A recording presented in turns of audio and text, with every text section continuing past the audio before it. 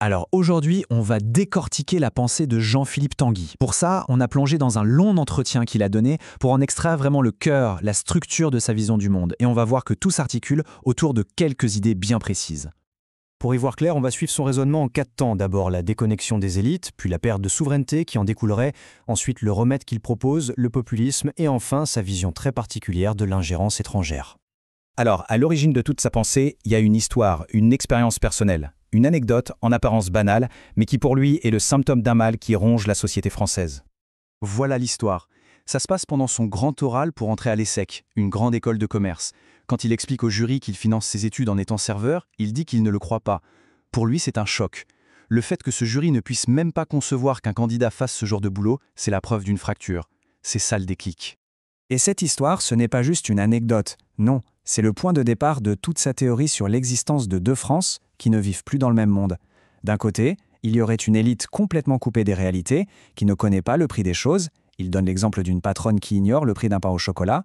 Et de l'autre, le reste du pays, qui subit l'inflation, qui fait des doubles journées. Bref, une France qui se sent abandonnée et de plus en plus exaspérée.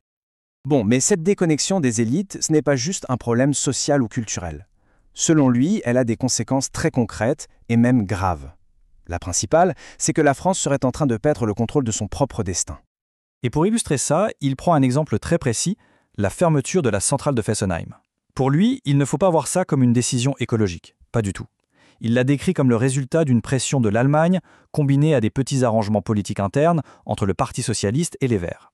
Bref, à ses yeux, c'est le cas d'école d'une décision prise contre les intérêts du pays. Et Fessenheim, ce ne serait que la pointe de l'iceberg. Si on suit son raisonnement, ça s'inscrit dans une tendance beaucoup plus large, une dépendance qui nous cesse de grandir, que ce soit pour l'uranium qui alimente nos centrales, pour les engrais de nos agriculteurs, pour les principes actifs de nos médicaments, ou même, figurez-vous, pour les graines qui servent à faire la moutarde de Dijon. La France ne serait plus maîtresse de son destin. Ok, le diagnostic est posé. Élite déconnectée, perte de contrôle. Mais alors, on fait quoi? Quelle est la solution que propose Jean-Philippe Tanguy pour sortir de cette situation? La grande question, le défi numéro 1 pour lui, c'est bien ça. Comment on refait le lien? Comment on comble ce fossé immense qui s'est creusé entre ceux qui dirigent et ceux qui sont dirigés? Et sa réponse, elle tient en un mot qui fait souvent débat, le populisme. Mais attention, il faut bien comprendre ce qu'il met derrière ce terme. Pour lui, ce n'est pas de la démagogie. C'est une règle très simple. Un dirigeant doit toujours appliquer la volonté du peuple, exprimée par un vote, et ce, même s'il pense personnellement que le peuple se trompe. Pour que ce soit bien clair, il compare deux situations. D'un côté, le Royaume-Uni après le vote sur le Brexit. Selon lui, même si les élites étaient contre, elles ont respecté le choix du peuple et ont mis en œuvre le Brexit. De l'autre côté, la France, après le référendum de 2005 où le non l'a emporté. Pour lui, les dirigeants ont tout simplement ignoré le vote et ont fait passer le traité de Lisbonne qui reprenait l'essentiel du texte rejeté.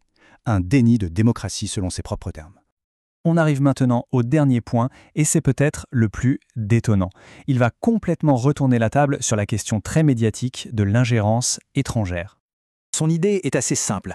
Tout le monde se focalise sur certaines formes d'ingérence, mais en faisant ça, on passerait à côté de l'influence la plus importante, la plus efficace, celle qui fonctionne vraiment.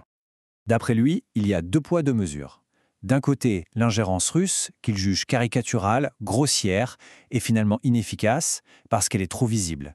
Et de l'autre, l'influence américaine. Et là, c'est une toute autre histoire. C'est une influence douce, diffuse, qui passe par le cinéma, la technologie, l'économie, une influence tellement intégrée qu'on ne la remarque même plus. Il la qualifie de presque agréable, et c'est ça qui la rendrait, selon lui, infiniment plus dangereuse pour la souveraineté française. Finalement, tout ce parcours dans la pensée de Jean-Philippe Tanguy nous laisse avec cette question, une question assez vertigineuse en fait. Dans notre monde interconnecté, c'est quoi être vraiment souverain? Où commence l'influence? Où s'arrête l'indépendance? Et surtout, qui a le pouvoir de tracer cette ligne?